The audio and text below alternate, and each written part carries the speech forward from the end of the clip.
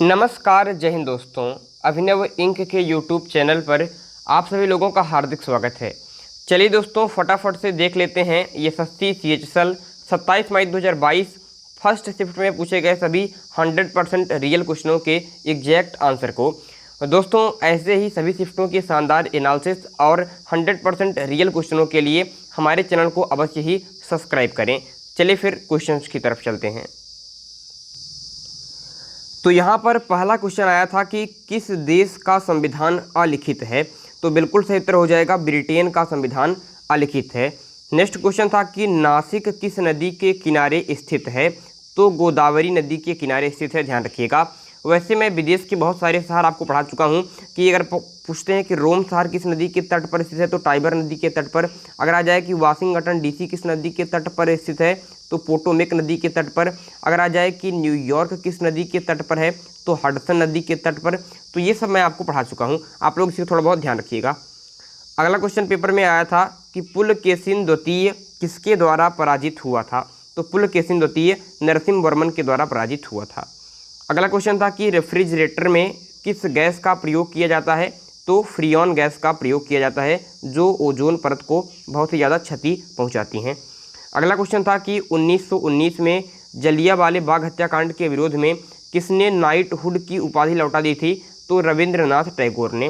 दोस्तों, आप लोग जानते होंगे कि रविंद्रनाथ टैगोर ने जहां नाइटहुड की उपाधि वापस लौटाई थी, वहीं महात्मा गांधी जी ने कैसर-ए-हिंद की उपाधि वापस लौटा दी थी जलियांवाला बाग हत्याकांड के विरोध में और असहयोग आंदोलन को स्टार्ट किया था।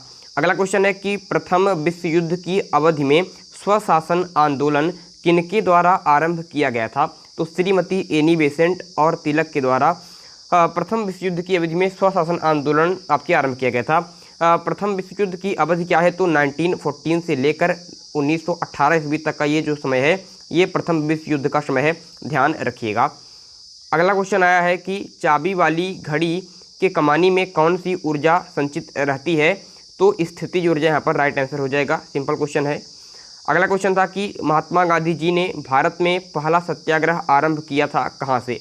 तो चंपारण से सत्याग्रह आरंभ किया था 1917 में महात्मा गांधी जी ने। तो 1917 में चंपारण सत्याग्रह। 1918 की बात करते हैं तो 1918 में गांधी जी ने खेड़ा में आंदोलन किया था और अहमदाबाद मिल मजदूर जो आंदोलन था वो भी आपके 1918 में ही हुआ था। 1920 में इन्होंने आपके असहयोग आंदोलन स्टार्ट कर दिया था। 1922 में चौरी चौरा कांड से असहयोग आंदोलन को वापस ले लिया था। वहीं बात करते हैं 1930 ईस्वी की। तो 1930 ईस्वी में इन्होंने आपके सविनय अवज्ञा आंदोलन स्टार्ट किया था। 1942 की बात करते हैं तो यहाँ पर इन्होंने भारत छोड़ो मूवमेंट चलाया था। ये कुछ इंपॉर्टेंट मूवमेंट हैं दोस्तों। सविनय अवज्ञा आंदोलन की बात करते हैं तो दांडी यात्रा आप लोगों ने सुनी होगी। तो दांडी के लिए गांधी जी साबरमती आश्रम से चलते हैं और आपके 6 अप्रैल को आपके दांडी में जाकर उन्होंने नमक कानून को तोड़ दिया था और वहीं से सविनय अवज्ञा आंदोलन स्टार्ट हो जाता है। ये थोड़ा सा आप अपने दिमाग में रखिएगा।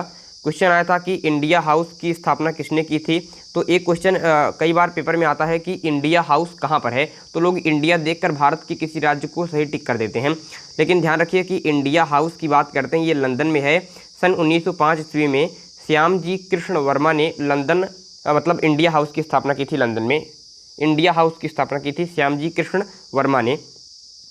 एक क्वेश्चन था कि इंडियन इंडिपेंडेंस लीग की स्थापना किसके द्वारा की गई थी। थोड़ा सा अलग क्वेश्चन है। इंडियन इंडिपेंडेंस लीग, तो रास Bihari Ghosh is the right answer. दोस्तों, रास बिहारी घोष की बात करते हैं तो 1907 ईस्वी में ये इंडियन नेशनल कांग्रेस के अध्यक्ष थे, जब कांग्रेस नरम दल और गरम दल में विभाजित हो गया था। ध्यान रखिएगा। एक क्वेश्चन है कि हरिप्रसाद चौरसिया का संबंध किस वाद्य यंत्र से है। तो हरिप्रसाद चौरसिया का संबंध बांसुरी से है। वहीं बात करते हैं बिरजू महाराज की, अच्छू महाराज की बात करते हैं, शंभू महाराज की बात करते हैं, इन सब का संबंध आपके कत्थक से है। ठीक है, कत्थक से है, ध्यान रखिएगा, इंपॉर्टेंट है। क्या है आपके, वेरी वेरी इंपॉर्टेंट है। दोस्तों, ऑस्कर अवार्ड की बात करते हैं तो ऑस्कर अवार्ड की थोड़ा सा बात कर लेते हैं। दोस्तों, दुर्भाग्य की बात है कि अभी तक भारत के किसी भी फिल्म को ऑस्कर अवार्ड नहीं मिला है। इस बार की बात करते हैं तो ऑस्कर अवार्ड कोडा फिल्म को आपकी फिल्म का अवार्ड मिला है। ऑस्कर अवार्ड की बात करते हैं तो भारत की 3 फिल्में ऑस्कर के लिए नॉमिनेटेड हो चुकी हैं और टॉप 5 में पहुंच चुकी हैं दोस्तों, लेकिन किसी को मिला नहीं है। और सबसे नज़दीक उसमें जो फिल्म गई थी वो थी आपकी मदर इंडिया। मदर इंडिया की बात करते हैं तो मात्र 1 वोट से ये रह गई थी, वरना ये फिल्म ऑस्कर अवार्ड जीत लेती। तो ये सबसे, अगर क्वेश्चन आ जाए कि भारत की कौन सी फिल्म ऑस्कर अवार्ड में सबसे नज़दीक तक पहुँची थी, तो मदर इंडिया मात्र 1 वोट के कारण ये कट गई थी। इसके अलावा आप लोगों ने आमिर खान की पिक्चर देखी होगी, लगान पिक्चर भी टॉप 5 में गई थी ऑस्कर अवार्ड के लिए। ये थोड़ी सी बातें ध्यान रखिएगा, आपके लिए इंपॉर्टेंट है। वैसे ऑस्कर अवार्ड 5 लोगों को मिल चुका है, जिसमें एक फिल्म है जिससे 3 अवार्ड मिले थे और 2 अवार्ड अलग अलग हैं। इसमें एक आप AR रहमान जय हो गीत के लिए मिला था उन्हें, ठीक है, म्यूजिकल के क्षेत्र में ऑस्कर अवार्ड, और उसी के गीतकार गुलजार साहब को भी आपके ऑस्कर अवार्ड मिला था। बाकी 3 नाम मुझे थोड़ा मिस हो रहे हैं, आप उसको भी देख लीजिएगा क्योंकि ये ऑस्कर अवार्ड बहुत फेमस है, ठीक है। यहाँ पर क्वेश्चन देखेंगे कि गांधी इरविन समझौता पर हस्ताक्षर कब हुआ था, तो 5 मार्च 1931 को हुआ था गांधी इरविन समझौते पर हस्ताक्षर, जहाँ पर सविनय अवज्ञा आंदोलन को गांधी जी ने समाप्त कर दिया था और आपके गोलमेज सम्मेलन में शामिल होने के लिए मान गए थे। गोलमेज सम्मेलन में भाग लेने के लिए मान गए थे। गोलमेज सम्मेलन की बात करते हैं तो पहला 1930 में हुआ था, दूसरा 1931 में और तीसरा गोलमेज सम्मेलन 1932 में हुआ था। दोस्तों 1932 की बात करते हैं तो 1932 में ही आपके गांधी जी और अंबेडकर के बीच में पुणे की यरवदा जेल में पूना पैक्ट हुआ था। क्वेश्चन आता है कि पूना पैक्ट कब हुआ, 1932 में। किसके किसके बीच हुआ, तो गांधी और अंबेडकर के बीच में। कहाँ पर हुआ, तो यरवदा जेल में। गोलमेज सम्मेलन ध्यान रखेंगे आप लोग। अगला क्वेश्चन है कि जब सूर्य पृथ्वी से अधिकतम दूरी पर पहुंचता है तो इसे किस नाम से जानते हैं, तो इसे अपसौर के नाम से जानते हैं, और जब सबसे नज़दीक आ जाता है तो उस घटना को उपसौर कहते हैं, ध्यान रखिएगा।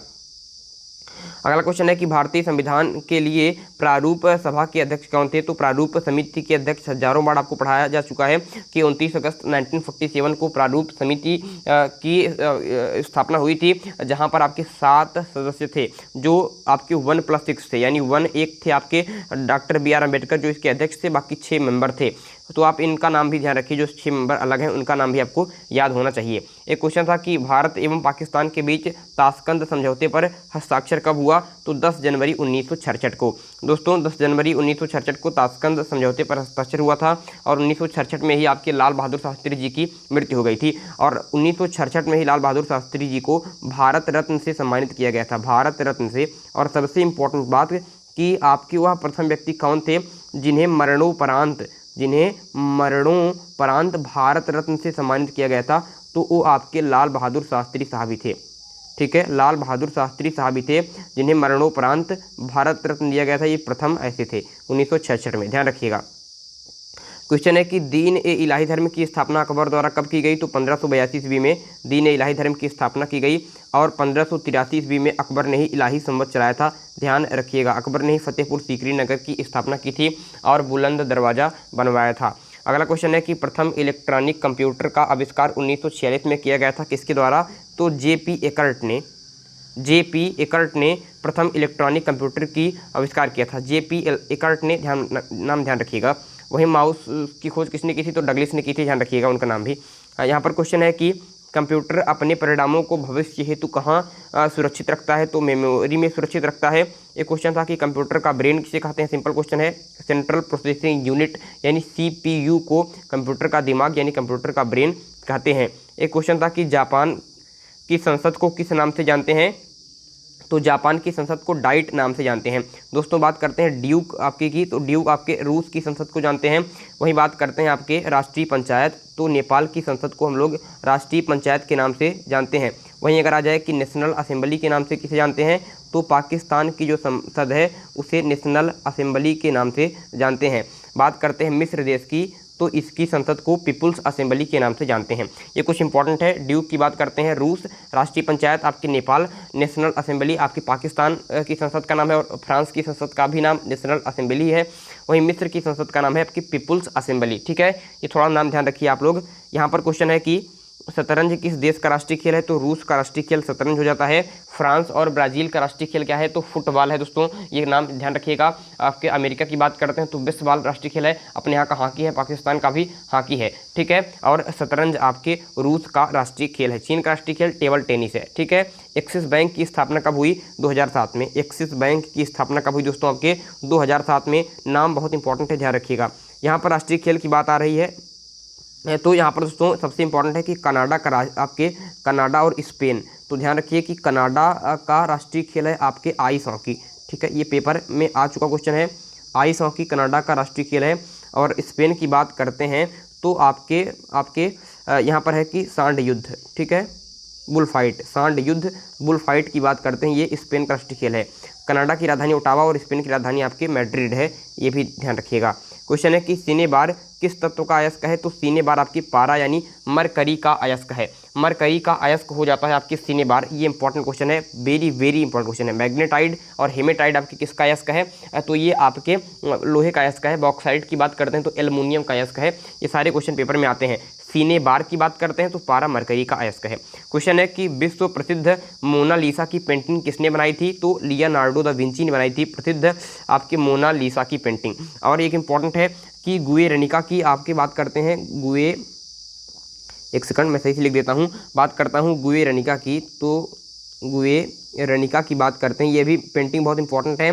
गुएर्निका, तो इसके चित्रकार कौन है, तो पाब्लो पिकासो हैं। ठीक है, इनका नाम ध्यान रखिए, पाब्लो, नोट कर लीजिए फटाफट से, पाब्लो पिकासो की बात करते हैं, हो सकता है आने वाले शिफ्ट में आ जाए। तो पाब्लो पिकासो की बात करते हैं तो गुएर्निका पेंटिंग के चित्रकार हैं, गुएर्निका पेंटिंग के चित्रकार हैं आपके पाब्लो पिकासो। ठीक है, क्वेश्चन आया था कि चौक पूर्णा किस राज्य की लोक कला शैली है, तो चौक पूर्णा आपके उत्तर प्रदेश की लोक कला शैली है। ठीक है दोस्तों, लोक कला शैली है आपके चौक पूर्णा कहाँ की, आपके चौक पूर्णा आपके उत्तर प्रदेश की है। ठीक है, ये नाम ध्यान रखिएगा। अगर बात करते हैं यहाँ पर कुछ लोक कला शैली की, तो मेहंदी की बात करते हैं, ये राजस्थान की लोक कला शैली है। ठीक है, राजस्थान की लोक कला शैली है, फटाफट से नोट कर लीजिए।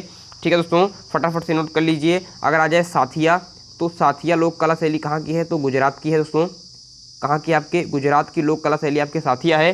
ठीक है, और वहीं बात करते हैं गोदना की दोस्तों के, गोदना की बात करते हैं तो गोदना आपके बिहार की लोक कला शैली है। तो ये तीन तो आप लोग कम से कम ध्यान रखिए। रंगोली महाराष्ट्र की है, तो गोदना आपके बिहार की, साथिया गुजरात की, मेहंदी आपके राजस्थान की लोक कला शैली है। मेहंदी राजस्थान की, साथिया गुजरात की और गोदना आपके बिहार की। ध्यान रखिएगा, यहाँ से एक नए क्वेश्चन पेपर में अवश्य आएगा। तो ये 25 क्वेश्चन रहे जो बच्चों के द्वारा हमें मिले हैं। शाम को दोस्तों वीडियो देखना मत भूलिएगा, जो भी क्वेश्चन इसमें गलत होंगे फिर सही होंगे उसको काट छांट करके 100% एग्जैक्ट क्वेश्चन ऑल शिफ्टों के आपको शाम को मिलने वाला है। ठीक है, शाम के लिए तैयार रहिएगा, चैनल को सब्सक्राइब कीजिएगा। और अगर आपने भी पेपर दिया है तो हमारे ऑफिशियल नंबर 9580482638 पर आपके कमेंट करके बताइएगा कि कौन से प्रश्न पेपर में आए थे, अथवा आपके इसी वीडियो के कमेंट बॉक्स में आप लोग राइट क्वेश्चन अवश्य भेजिएगा। ये मैं आपसे आशा रखता हूँ। ठीक है, धन्यवाद, बाय बाय।